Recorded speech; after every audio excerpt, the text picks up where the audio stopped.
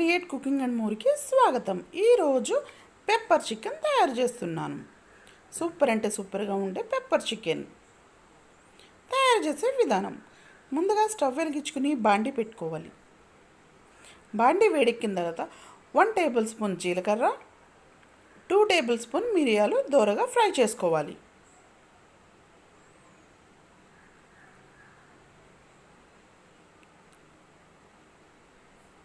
లో ఫ్లేమ్లో పెట్టి దోరగా ఫ్రై చేసుకోవాలి.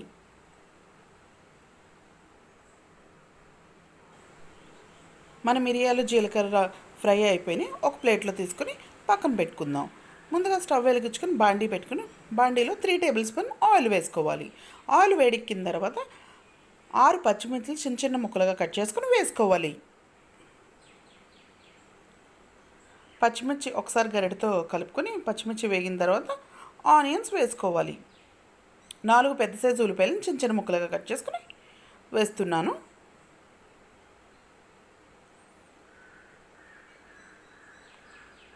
ఒక 5 మినిట్స్ పాటు మగ్గనివ్వాలి. మన ఆనియన్స్ బాగా మగ్గిపోయినాయి, చూసారా బ్రౌన్ కలర్లోకి వచ్చేసినాయి కదా. నేను 1/2 కిలో చికెన్ శుభ్రం చేసుకుని వేసుకుంటున్నాను.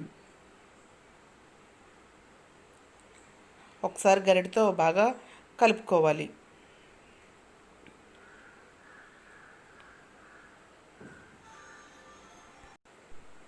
మూత పెట్టుకుని 5 మినిట్స్ పాటు మగ్గనివ్వాలి. చూసారా మగ్గిన తర్వాత వాటర్ అంతా, చికెన్లో ఉన్న వాటర్ అంతా బయటకు వచ్చేసింది కదా. ఒకసారి గరిటెతో బాగా కలుపుకొని 1 టేబుల్ స్పూన్ అల్లం వెల్లుల్లి పేస్ట్ వేసుకుని గరిటెతో బాగా కలుపుకోవాలి.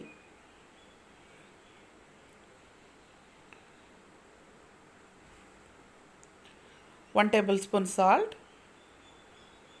1 టేబుల్ స్పూన్ గరం మసాలా వేసుకోవాలి.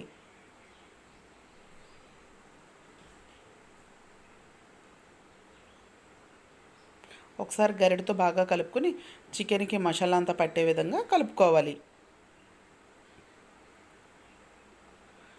మొత్తం అంతా బాగా కలిసిన తర్వాత జీలకర్ర మిరియాలు పౌడర్ మిక్సీ జార్లో వేసుకుని పౌడర్ చేసుకుని పెట్టుకున్న పౌడర్ వేసుకోవాలి.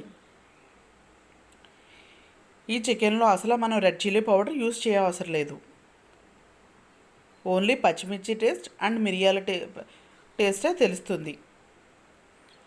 పెప్పర్ చికెన్ కదా, అందుకని పెప్పర్ టేస్టే మనకి బాగా తెలుస్తుంది.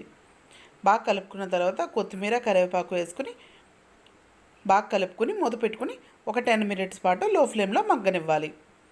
చూసారా 10 మినిట్స్ పాటు లో ఫ్లేమ్లో మగ్గిన తర్వాత మన చికెన్ ఆల్మోస్ట్ ఉడికిపోయింది.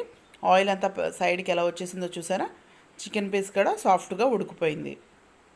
ఒకసారి గరిటెతో మంచిగా కలుపుకొని సర్వింగ్ బౌల్లో తీసుకుంటే సర్వ్ చేసుకుంటే సూపర్ అంటే సూపర్గా ఉండే pepper chicken, restaurant style pepper chicken మన ఇంట్లోనే చక్కగా ఎలా రెడీ చేసుకున్నాం చూసారా.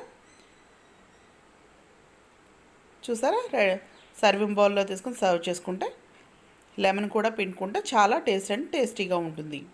మీకు కనుక ఈ వీడియో నచ్చితే లైక్ చేయండి, షేర్ చేయండి, కామెంట్ చేయండి.